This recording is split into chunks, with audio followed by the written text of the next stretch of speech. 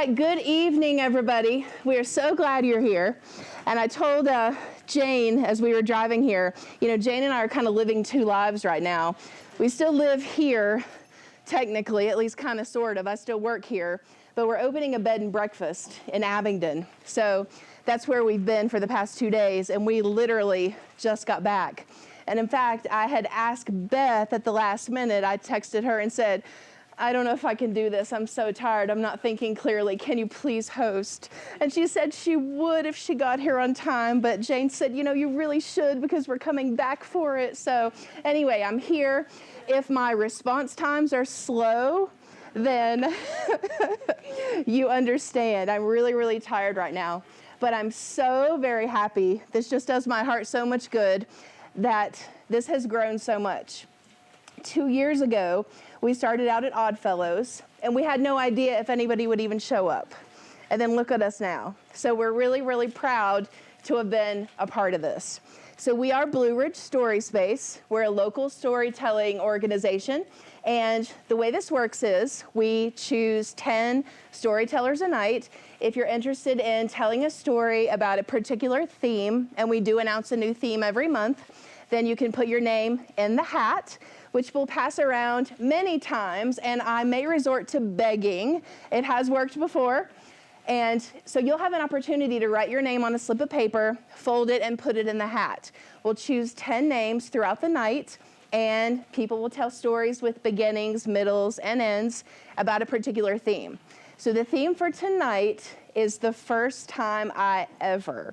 And I really love this theme, courtesy of Brandon, who hosted last time, who did an amazing job. I watched it on YouTube. It was fabulous. And so what will happen is when you come up, you can stand, you can sit. This is a safe place. We like to say what happens here stays here, except for the caveat of we do have citizens here filming. So if you really don't want your story to be out and about, then just tell us, don't mic me. I don't want to sign the waiver because we're very lucky to have Hari here with citizens. And the way it works is people who can't come, people who are busy, people who are housebound, people who, can't come for all different kinds of reasons will have access to the show Blue Ridge Story Space every month. We post it on YouTube. We do have our own YouTube channel. And the way it works is if you're comfortable being filmed and being aired on that on the show, Hari has a waiver for you to sign. And it basically just says, you understand that this could be aired and we'll mic you up. So we want to try to keep the stories from 5 to 7 minutes. Sometimes they're a little longer, sometimes they're a little shorter, but we really believe in equity of voice. We want to make sure that we have at least 10 storytellers. So after 5 minutes, this is what you'll hear, the lovely Beth Ford, a gentle shaking of the maracas. Now that doesn't mean stop your story right in the middle. It means continue on. We want to see how it ends. We want to hear how it ends. This is what you'll hear after 7 minutes. A more assertive, let us say, shaking of the maracas. And so don't worry, nobody's going to come and drag you off stage. It just is a friendly reminder to please finish your story as quickly as possible so the next person can go on. So I have the hat right here, and I'm happy to say that we already have 4 names in it. So as the first person, or after the first person is telling their story, we will pass the hat around with more paper, with a pen. So please write your names. And I can't wait to hear these stories. Have I forgotten anything? Okay, I'm shocked. Wine and beer. That's right. Wine, beer, and popcorn are right outside. We're very fortunate in that the Junebug Center lets us be here for free. Lets you guys come for free. Lets Jane and I book this place for free. So please, please support them. One more thing I want to ask, because I see quite a few new people, I think. Will you please raise your hand if this is your first time ever here? Wow, this is awesome. Welcome. We're so happy to have you. Okay, you said you're brand new, right? Yeah. Okay, I want to have you choose the first name. Thank you. All right, Jeff. Okay. Hi, my name's Jeff, and I am the world's biggest hopeless romantic. And right now I'm going to tell you about the first time I fell in love. And I'm also going to tell you about the last time I fell in love. At the end of 2017, I was engaged to an artist, and she wanted to have her own studio. She'd never had that opportunity before. So I bought a big house in the middle of nowhere, a brand new house in Nevada City, California, and she never moved in. So I was out in the middle of nowhere, didn't know a soul. It's a big, beautiful house, and I just started running. The house represented just so much negativity and loneliness to me. I went to Nicaragua to build houses for Habitat. I did the Camino de Santiago in Spain a couple times. I was running all over the place. On February 24th of 2018, I'd been on Match.com, and when I wasn't running around the world, I was dating a lot, and that actually made me want to run around more. It was so depressing. But I was at a college buddy's farm in Elkin, North Carolina, and I had been off Match for a bit, and I made myself live for 1 hour that day, and then got off, and I went to the top of the hill that night to get my emails and text messages. It was the only place we could get reception, and in came this email, and it was a Match email, and it was from the most beautiful woman I'd ever seen in my life. And I lived in Northern California, and she was down in Santa Ana, California, which was about 500 miles away. And all she did was like my picture. She didn't write me anything. And I looked at it, and I just thought, she's too good looking for me, and she's too far away. This has just got heartbreak written all over. There's no good that will come out of this. So I said, thanks. Well, the next day, same thing happened. I went to the top of the hill at night and downloaded emails. Never expected to hear from this woman again. And this time there was a letter. And it was very funny, but she was also a smartass. And it really pissed me off. And so I decided I should probably read who this person was, just, the audacity that she had. And I found out she just sounded like the perfect person that I'd been looking for my whole life. And so I wrote back. Things quickly accelerated, and we then got into the phone call. And so I called her up and got her phone number, and she was very nervous. She barely said anything. She was not a smartass on that call, I'll tell you that. And then we started this text volley, big time text volley. It was a Saturday.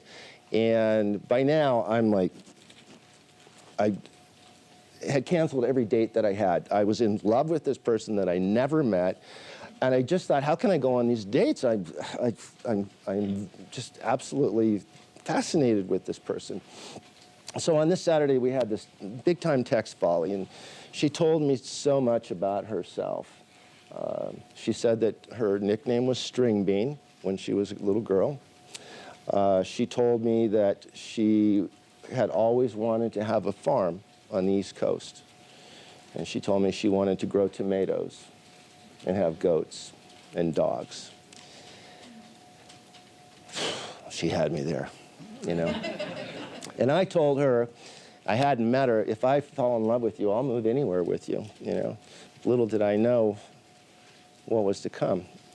So I had another trip to Spain on the books in my escape plan, and by now I thought it's, when I get back, I'm going to have to go see her, have to go meet her. And then I thought, this person is too special. We need to do something we're going to remember the rest of our life. So I asked her if I flew her to New York City from Southern California and got her a hotel room, and I got myself a hotel room, and I flew from Northern California, would she meet me at Central Park at 9 a.m. at the Carousel? And she said yes. I couldn't believe it. This crazy woman. So here we are. We're both taking a red-eye. Both of our planes are literally in the sky, nonstop flights, going to the same place. And I'm nervous, and I get there. I check my bag, and I'm very careful not to run into her because I wanted to meet her at the Carousel.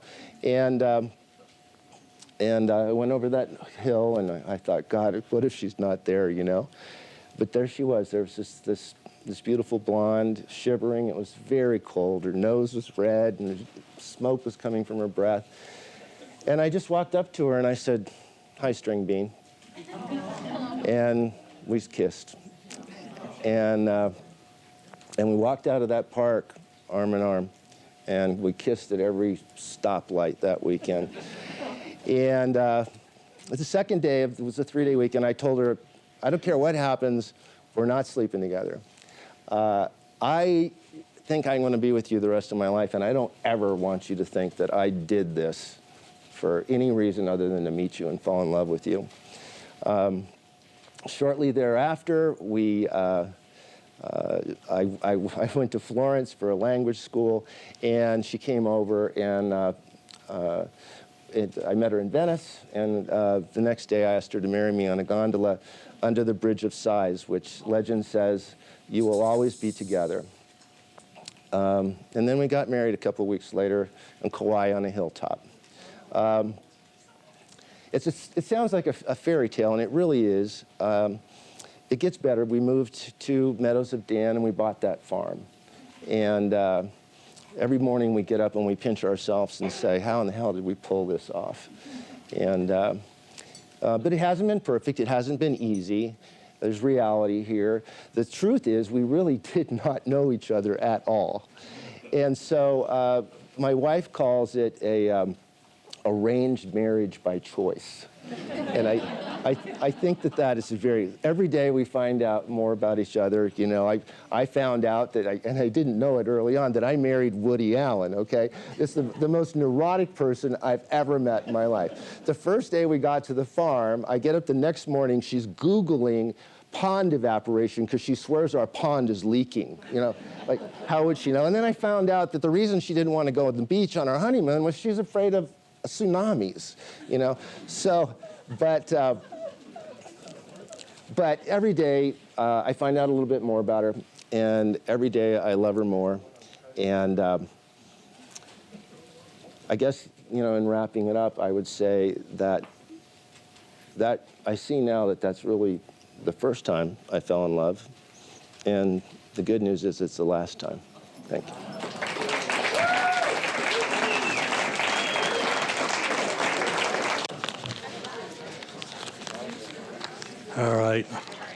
All right, everybody, lower your expectations.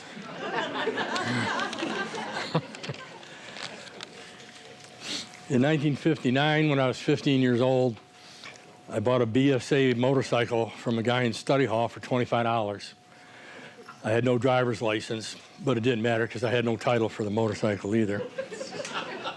But I was lucky enough that we lived just behind the Detroit City Nursery, where they grew the trees for the city of Detroit, which was square miles. It was a big area. And adjoining that was also a huge park. So overall, you're probably looking at something 3 miles by 5 miles area. Well, that's where I learned to ride. Yeah, sort of. I was going down a road. Remember, I know nothing, no lessons, no nothing. And very focused on what I was doing and not where I was going. And there was a chain across the road. and it cleaned me off like a cowboy movie. It was just phew, off the bike, you're down. That was the first time. That's how it began. Later on, I bought a motorcycle called an Ariel Square 4 in 1948, four-cylinder 1,000 cc in 1948. And the second day I had it, I was working in GM Diesels and careening out of the parking lot full throttle.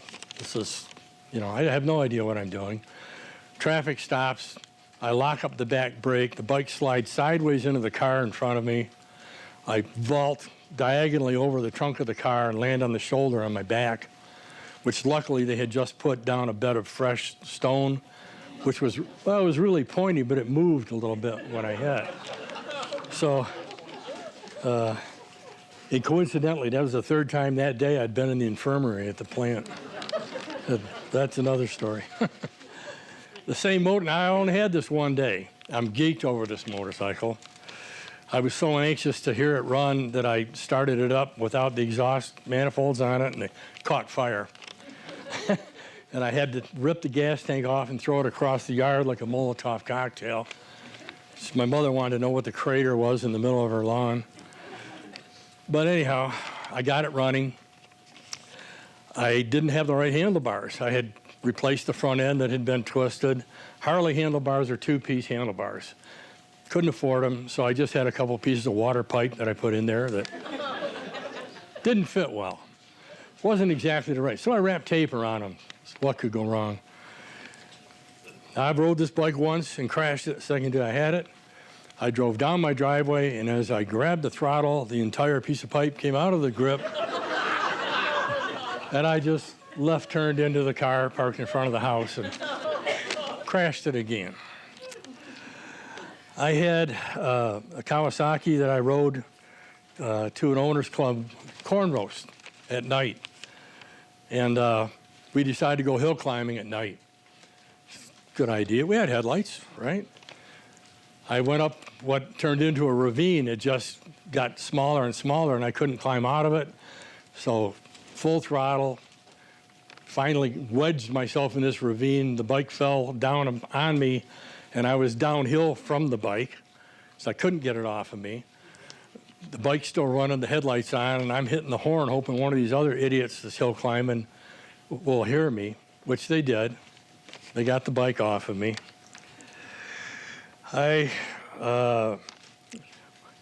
was asked to leave a job that I had rather suddenly, something about lack of enthusiasm. I don't know why I wasn't enthused about welding angle iron 8 hours a day, but so I was mad. It's the middle of summer. I'm going home on an extremely fast motorcycle, a 3-cylinder Kawasaki, one of the early super bikes. And I was mad, my mind's racing, traffic's heavy, everything stops in front of me. I hit the brakes and someone's radiator had overflowed and there was a puddle of antifreeze, which I think I actually accelerated into the car. I don't think it's, when I hit the brakes, I think it added speed. So I smashed in the back of this car, bent a foot peg over, broke the clutch lever off. I was in front of a Volkswagen dealership, and I asked them if they could help me get this thing where I could get it home. And I wanted to get a piece of pipe and bend the foot peg back where it belonged. And they called a guy named Fritz out, who was an animal. And he said something in German to him, and he straightened that foot peg with his hand. These are cast metal pegs. They're crazy. Anyhow, having broken the clutch lever off, I had to stand next to the bike at a light with it running in neutral, run when the light changed, jump on the bike, pop it in gear, do a wheel stand, and ride home. One Sunday morning, a terrible hangover. I was probably 25 years old or something. I wanted to get in the wind bad, so I had to gas up my bike. I pull up to the gas pumps, gas it up, I sit on the bike, I fire it up, and I don't know if you know what the side stand on a motorcycle is like. It's just a steel rod on a spring that sticks out the side. When I flip the side stand up, I had a hole in the bottom of my boot, right there. The side stand went into the hole, and the spring locked my leg behind me, and I fell right into the gas pumps. Completely trapped. They had to come out and get the bike off of me, and this is on top of a hangover. It was not good. My worst accident, I crashed my Yamaha, driving like a fool down a dirt road, broken collarbone, broken scapula, 3 fractures, and 14 bandages. I got scars all over me. I looked like I went through a rock tumbler. We used to practice, we used to do these things called field meets, and one of the things you did at a field meet was called a spin and drag, where you would all line up this way to race that way. And when the flag dropped, you spun your bike around and off you went. Well, not everyone turns in the same direction when they race. so some people right-handed, some are left-handed. More carnage. I'll try and make it quick. I had a 350 Honda that I was going to ice race. Living in Michigan, something to do. We used to ice race. Setting it up for practice, I drove down my street. It was glare ice, perfect. As soon as I shut off the throttle, the back wheel locked up on the ice. I slammed in the back of my neighbor's car as he was under the front of it jumping his battery. And he never said a word. I pulled the bike back out from under the bumper and just left. And he just looked at me. The same motorcycle, when I went to race it, did exactly the same thing on the track. When it went down, the clutch lever broke. The rest of the bikes, it's only about a 3/8 mile oval. 10 other riders are going around the track. I'm trying to get this bike up. The clutch lever's broken. The bike is stuck in gear, so the wheel is spinning. So when I pick the bike up on the ice, it pirouettes around me neatly, slams me back on the ice. Now, 10 bikes are coming towards me, and I can't even get up off the thing. So that was interesting. We used to what they call rat race in the city, which is basically one bike would lead and the rest would just follow single file as fast as you could. I went around a corner so fast one time, the guy behind me stopped, and I thought he had either run out of gas or had a problem. And when I went back to talk to him, I said, "What's wrong?" He said, "You went down."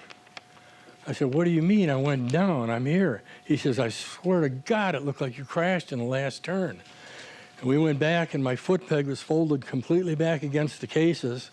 I'd gone over far enough for the back wheel to be off the ground, and somehow momentum stood me up, and I made it out through the turn. And then, try and make this a little quicker, I had a 450 Honda Chopper that I built, had very narrow bars and a very long front end. You all know how leverage works. This was backwards. It did a wheelie, and when it came down, there was so little leverage on the bars, I could not straighten the wheel. Fired me into a curb, drug all the skin off the side of my arm, ripped the petcock out of the gas tank. And the last one, memorable one, these are just the memorable ones. This isn't all the ones that you just fall over when you're fooling around on the dirt and stuff. Last April 10th on Shooting Creek, I crashed. I tore my quadricep completely off my kneecap and had a rough summer with that. So in September, I sold the last of 3 motorcycles, and I bought a dune buggy.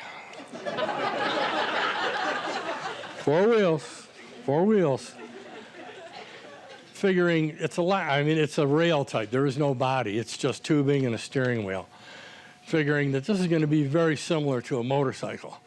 There's going to be a lot of wind, and hopefully I'm not going to fall into another gas pump.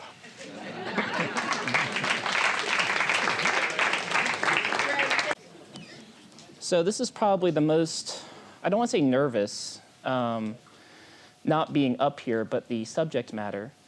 But some friends of mine encouraged me to go the route I wanted to go, so I think I will. The first time that I ever expressed an interest in dressing like a girl, I was 4 years old. I insisted for a week that my parents call me Daisy. And as parents do, they humored me. And then after about a week, I guess it got old, and they're like, this is getting tiresome. Let's move back. And all through my childhood, I was fascinated with feminine fashion. I had typical guy activities and guy interests, big fascination with World War II aviation, and real predilection for building massive Lego towers. But underneath it all, I always felt like there was another side of me, not necessarily stunted or repressed, just kind of waiting in the wings, so to speak. And I'm going to fast forward a long ways because nothing really happened with it until I was 29 years old. I was dating a young lady.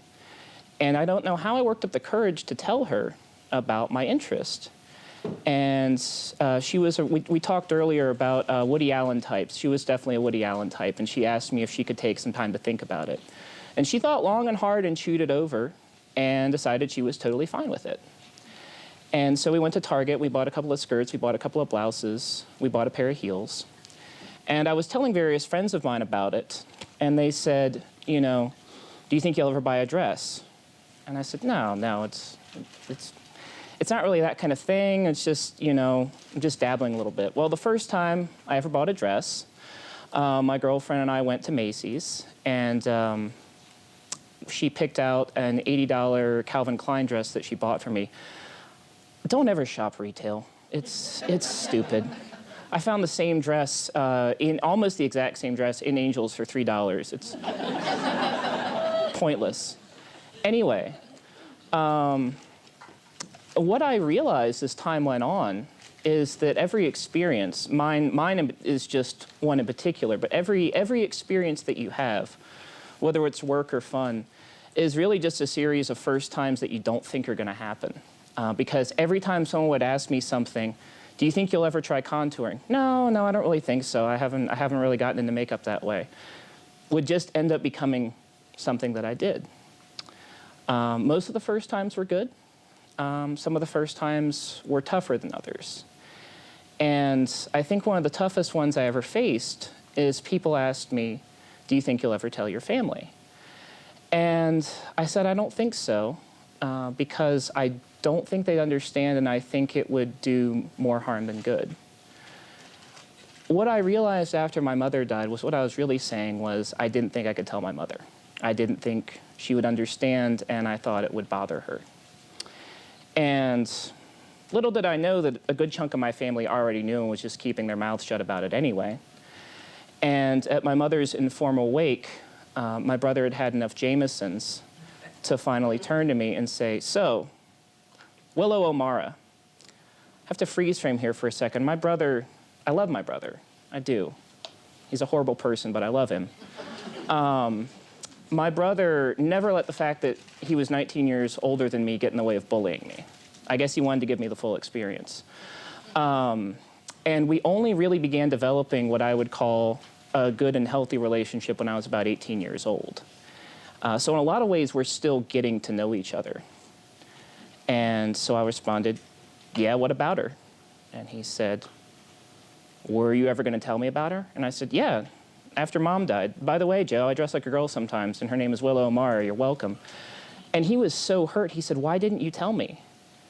And I said, Joe, for all of my childhood and most of my adult life, you've lobbed homophobic insults at me, and my alter ego deserves better than that.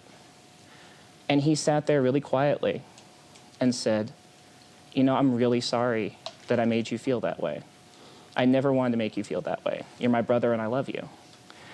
And that was a tough first time, and it was a good first time. And because I don't want to go over, and because there are so many first times I could keep enumerating, I'd just like to say this. From now on, or I should say more recently, since people have begun asking me, do you think you'll try this? Do you think you'll try that? I try really hard not to say no, because it's probably just going to end up being a lie, and I'm sick of lying.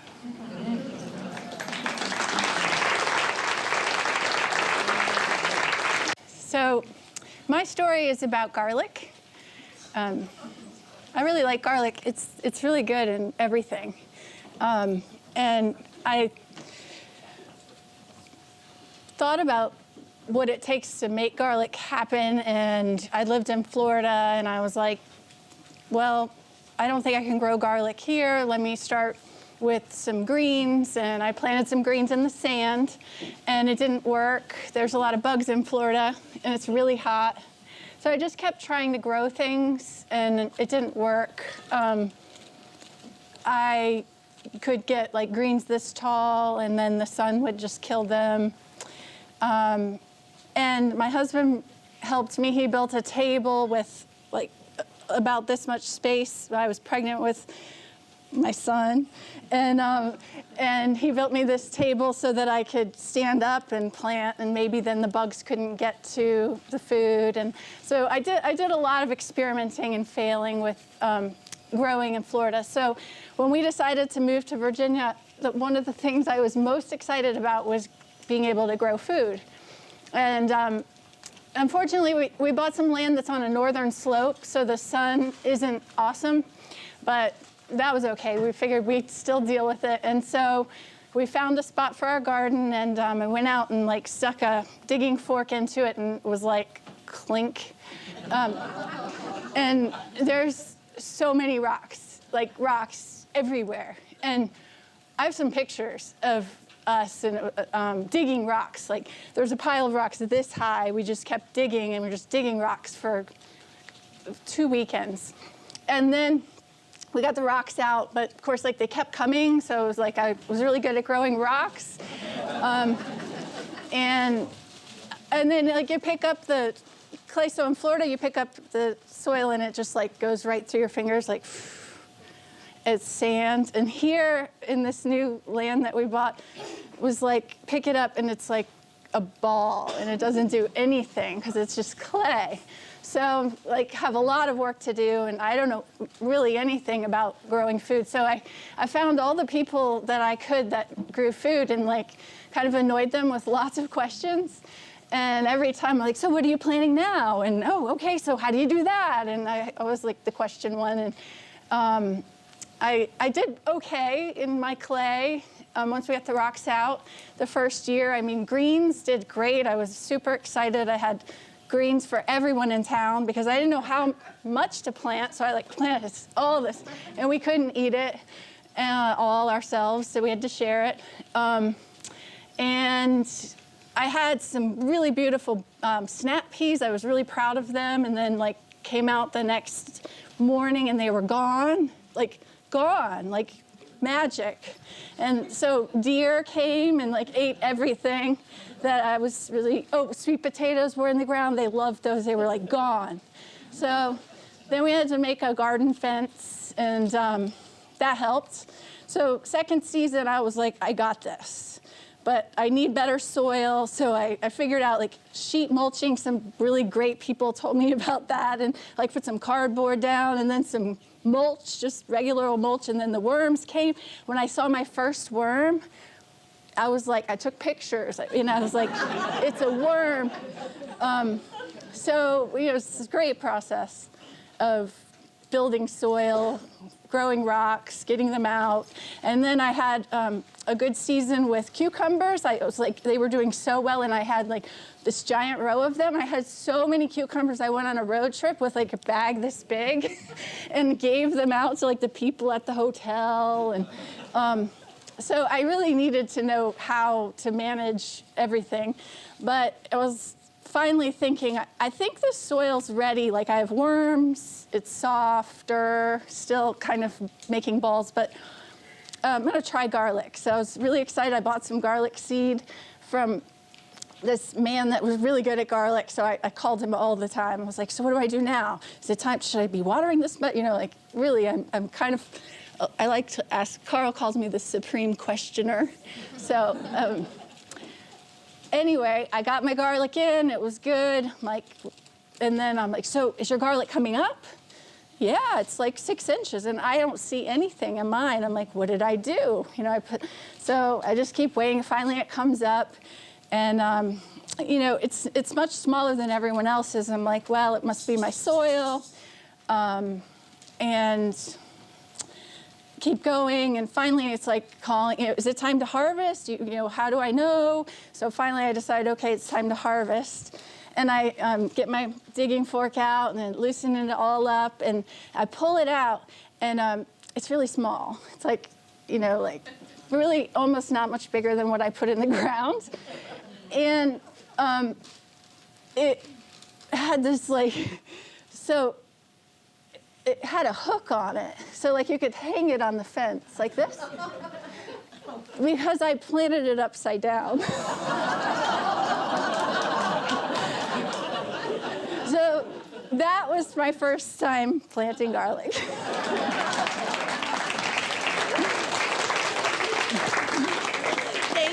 Done this in a while, so y'all bear with me. It's been kind of a crazy few months. This is a story about the very first time I ever had a home. And most people think, well, if you were born, you had a home. Not all of us in our minds do.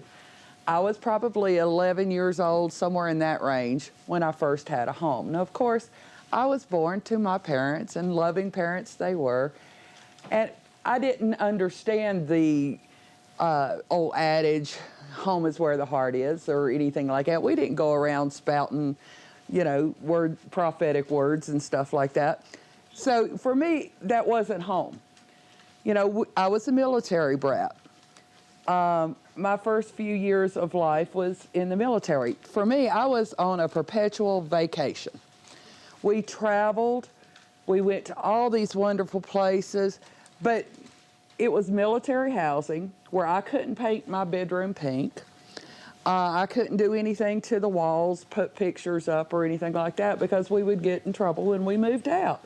It had to be white, and it was a greenhouse and a white bedroom. When we were in Europe, you know, we were in military housing there, or at one point, we rented an apartment above this other family, you know, and it was their home.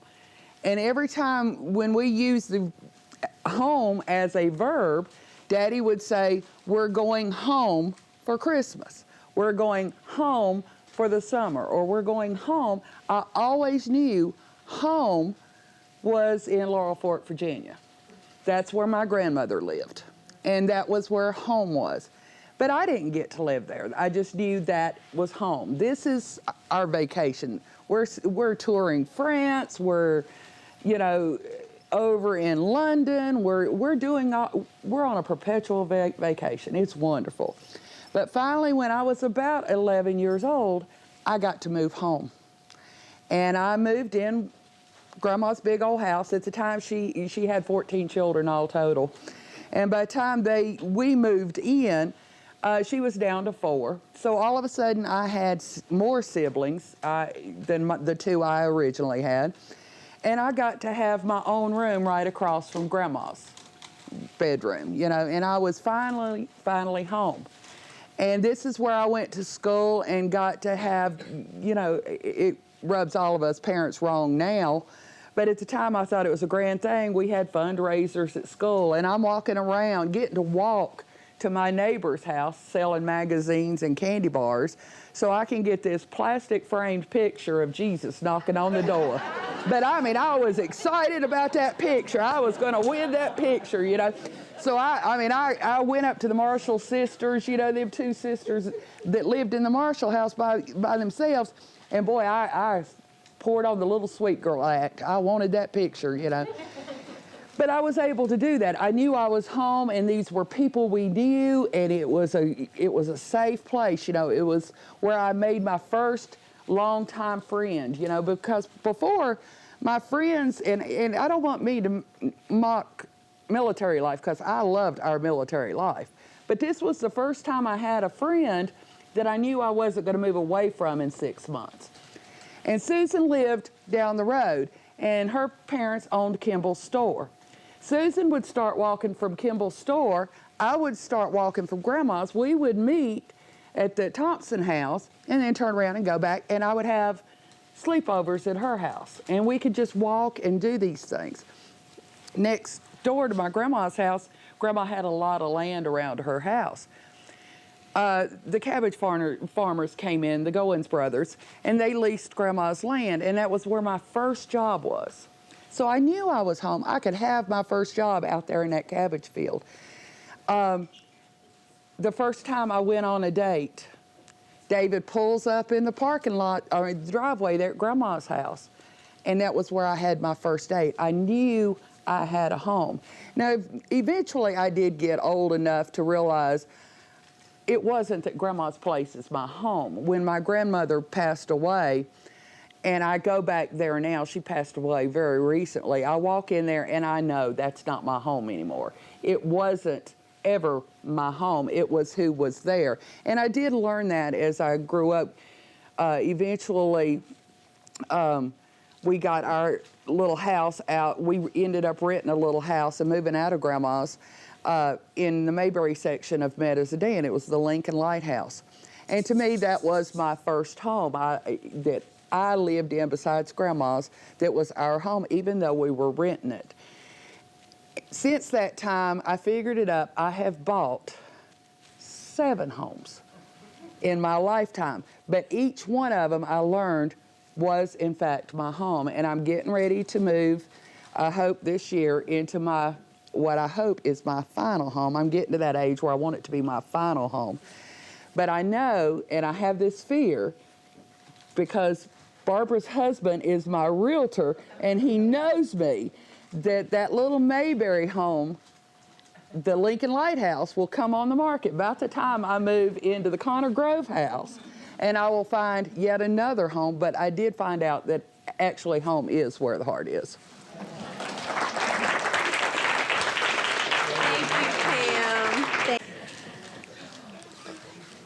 Well, as I shared, I had no idea what first of anything, and what always happens to me coming to Story Space is I have no clue if I would ever share anything, and then pops into my head hearing other people's stories and everything. And mine is about culture education. I'm working on a memoir, so that I had been reading some old journals of my high school, college days, and this one came up. I'm a freshman at college. I had gone to Cornell in upstate New York. I had grown up in a small town in the northern Catskills. That's sort of my connection to down here in the Appalachians. But always grew up in small towns. My dad was a congregational minister, so I grew up in and the small towns were all primarily Protestant. And there might have been one Catholic church, but high school kids and everything, I didn't know what they were, didn't care, and none of us talked about that kind of thing. I go to college, and on my freshman quarter, again, I'm pretty naive, and the Cornell students, they were definitely more educated on other levels than I ever was, and especially I call them the Westchester Jews. Those Jewish girls knew everything. They were so intelligent, and they really clued me into the world in a way that I needed. And so that was awesome. The only Catholic on the corridor was my roommate, who was this passionate, emotional, screaming at her boyfriend on the phone all the time. And that was back in the day of phone lines in the corridor, and that's all. So we all got to hear her. And after a few months, she just quit and went home. So it was just me and the Jewish girls living on this corridor. And then we were all going through a lot of changes. This was 65, 66, 67, and getting very much tied into what was going on in the world at that time. And I was definitely, and I inherited this from my dad. He was a pacifist in World War II, and I would question it, because after reading the Diary of Anne Frank, oh my God, how could you, Hitler was a devil.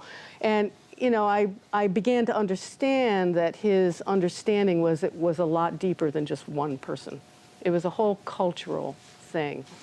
And so me and my Jewish friends and some of the African American friends on the Cherise, she was awesome. She was the one of the 2 or 3 black girls on the corridor, and she knew how to get us laughing like we didn't know how to laugh, and she was awesome. So we would actually be able to talk about stuff on a real level about cultural differences that I absolutely love, I crave. Well, one day, my Jewish friend, she said, there's this priest that wants to talk to us. And I said, what? You know, and it turned out, and I sort of had heard of him, and for those of you of my generation will know about the Berrigan brothers. There were these two Catholic priests who had become very strong anti-war people.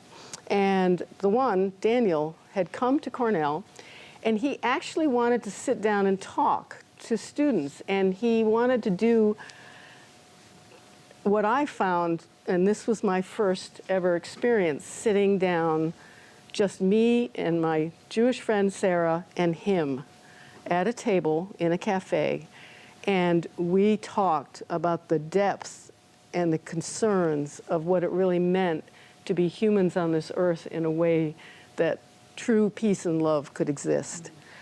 And it was just amazing because I had my own cultural upbringing. I had a sort of a prejudice about Catholics because these priests were so removed from everything, but not him at all. And he really opened both of us up to recognizing that no matter where we came from, no matter what our cultural or religious or spiritual or now I'm an atheistic substance, had nothing to, we were all different, but we all understood back then the need to create peace in our world. And so that was my first. And then the second first was connected to him in that his brother was arrested and taken to trial for his anti-war actions. And I went to my very first trial. I never had experienced anything like that. And I'm sitting there and realizing, how can they accuse a man who's trying to find peace and love in the world? And I'm looking at the judge's face. And I, to this day, have a sketch that I drew of that judge, because it was just fascinating to look at that face and get, even as a 19-year-old at the time, what it must be like to be a judge and have to look at this. I could see in his face an incredible responsibility that he was dealing with, but it wasn't, he wasn't one or the other thing. He wasn't shocked. He was just looking and listening. And that, to me, just again took me to another world that I had been totally naive about. And that whole experience with both of those Catholic priests, the Berrigan brothers, changed my life. Thank you.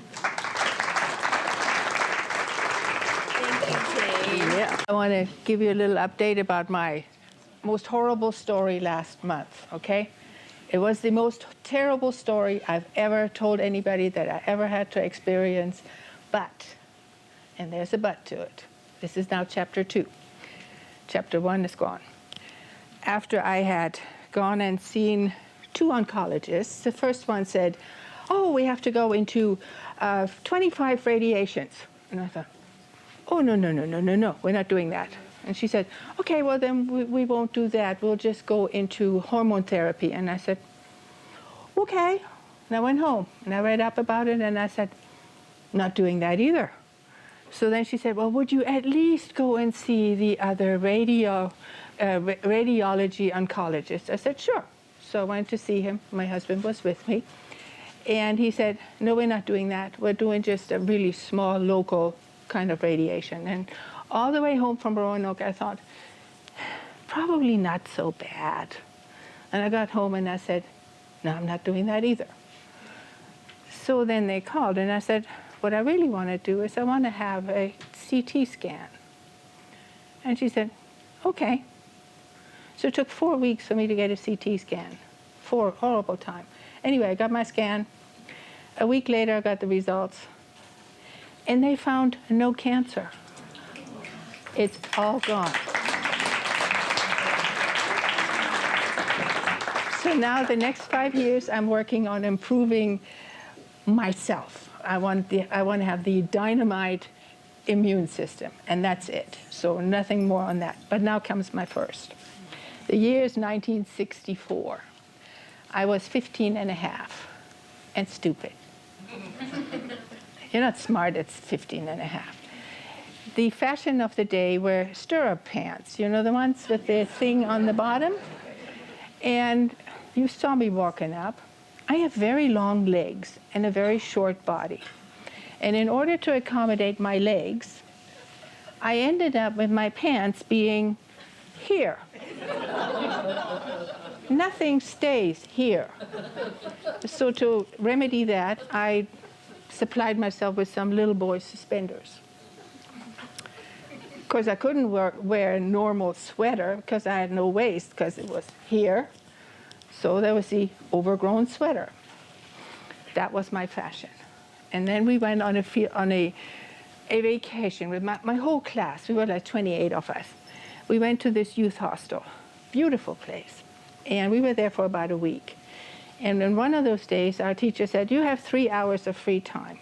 So my friend, who is a foot shorter than I am, we both had 80 pfennigs.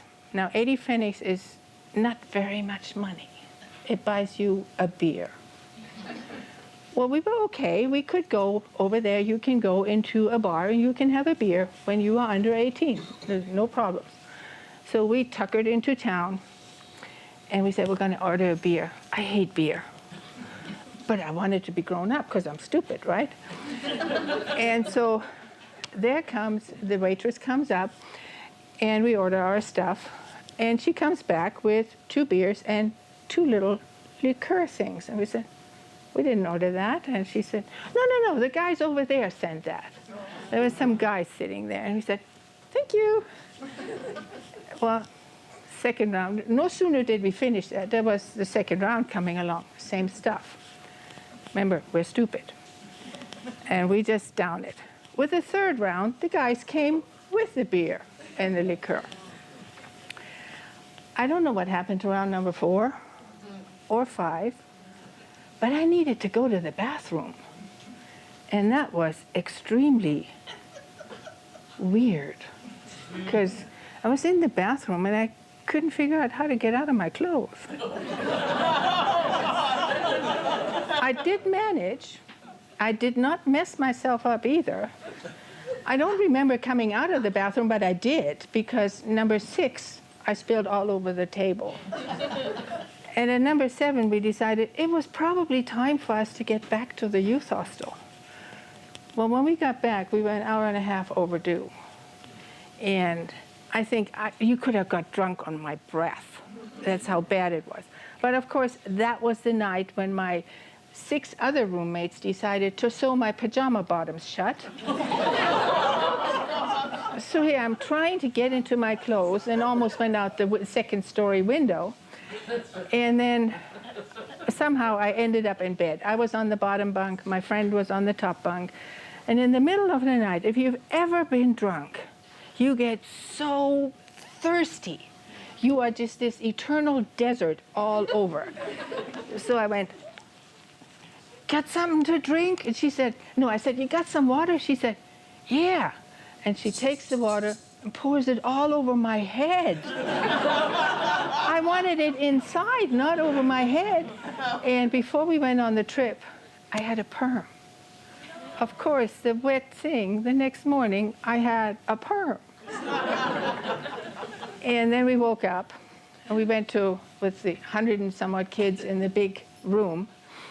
And I sat way at the end of one table, and there was somebody 4 feet away from me, and they were eating their crunchy roll, and I thought a freight train was going through my head.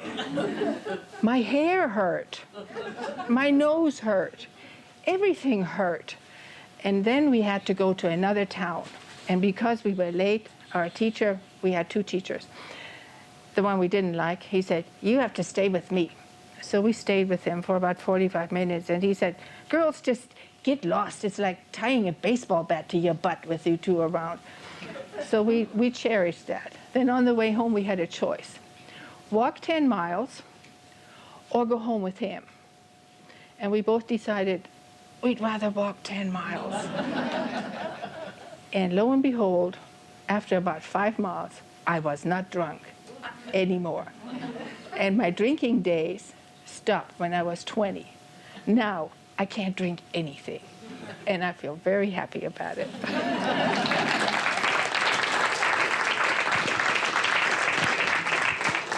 Thank you so much, Crystal. Oh, so many choices in here. Okay, I'm going to hide behind this chair because I'm terrified. Somebody asked me yesterday if I was going to tell a story to come tonight, and I said, oh, no.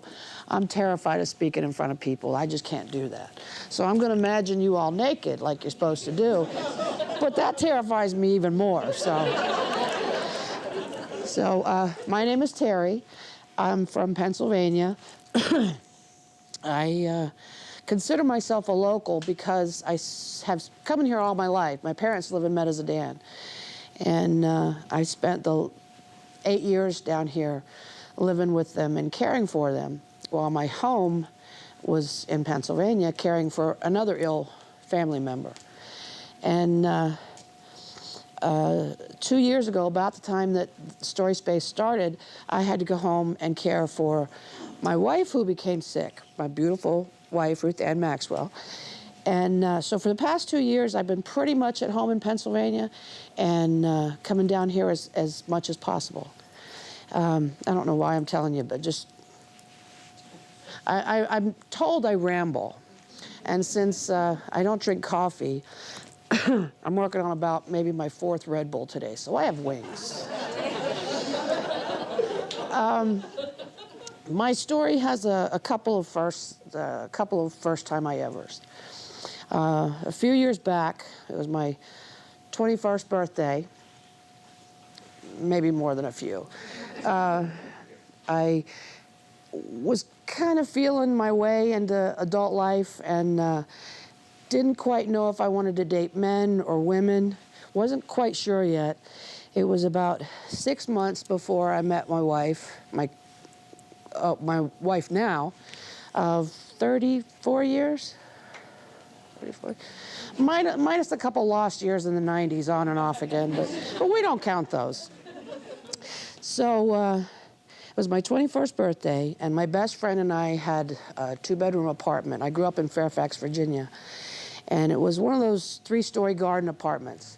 And we were on the ground floor. It was, you walk down 5 or 6 steps and the back side of the apartment to get into the apartment. And the back side of the apartment was ground level with, okay, thank you. Thank you very much. And my friends threw me a birthday party, and it was the first ever adult birthday party I'd ever been thrown. My birthday is about 5 days after my father's, so it was always family get-togethers, and I shared it with my father, so I never really had my own birthday party, and this was the first one. And my roommate invited, she was a year older than me, 1 year ahead of me in school, so I had her friends that were my friends and my friends that were my friends, but it was a average-sized 2-bedroom apartment crammed with all my friends. And I was just beside myself. It was a surprise. And my roommate and her boyfriend got me a surprise. Aside from the birthday party that was a surprise, they had another surprise for me. They had invited someone. When he got there, he knocked on the door and had an English accent. I love an English accent. A very nice dressed man. And he came in and wished me a happy birthday and gave me a hug, and then music started. Well, the music was already on, but the music changed. Bow, chicka, wow, wow. And so that was the first time I had ever seen a stripper. But I hadn't come out, I was still finding myself. I hadn't come out to any of my friends yet, so little did they know it wasn't my choice of strippers.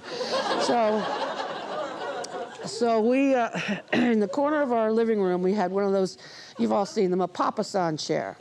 the round chair that moves. Well, they sat me in the papasan, and I received a dance from this very, very handsome stripper, but no boobs. So anyway, it was fun, and I played along, and I had a wonderful time, but I was just beet red, embarrassed. It was just too much for me. And it was a wonderful party, and what I remember of it. But I do remember this stripper. It's unforgettable. So the next day, there was some neighbors who lived in the building behind us. So our sliding glass doors opened to a patio, and then down a small little incline was the next building, and their patio doors faced ours. And I heard from a couple of my neighbors that they truly enjoyed that show. So it was at night, and you don't really realize that when the drapes are completely open, you can't see out, but everybody else can see in.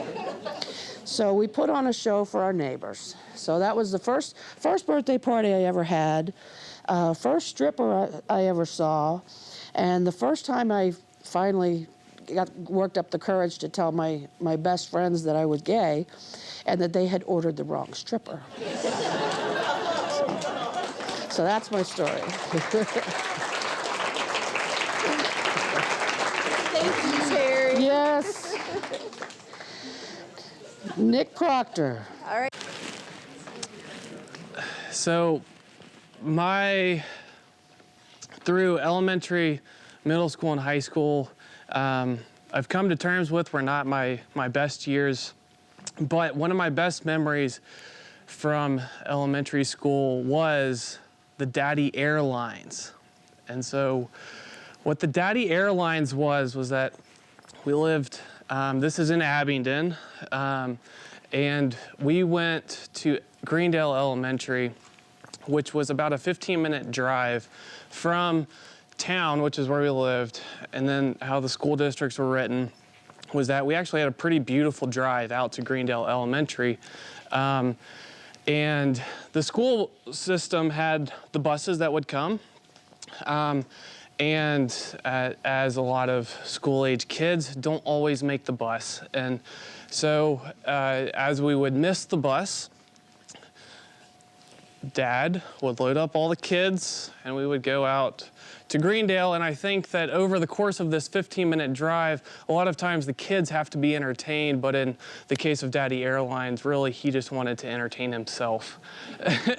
And we would probably sleep in the back. And so Daddy Airlines consisted of Dad hopping on his faux CB radio and would commentate the ride out to Greendale. So it started something to the effect of, coming in, are all hands and arms inside of the vehicle? Please keep your hands and arms inside of the vehicle. We're about ready for takeoff.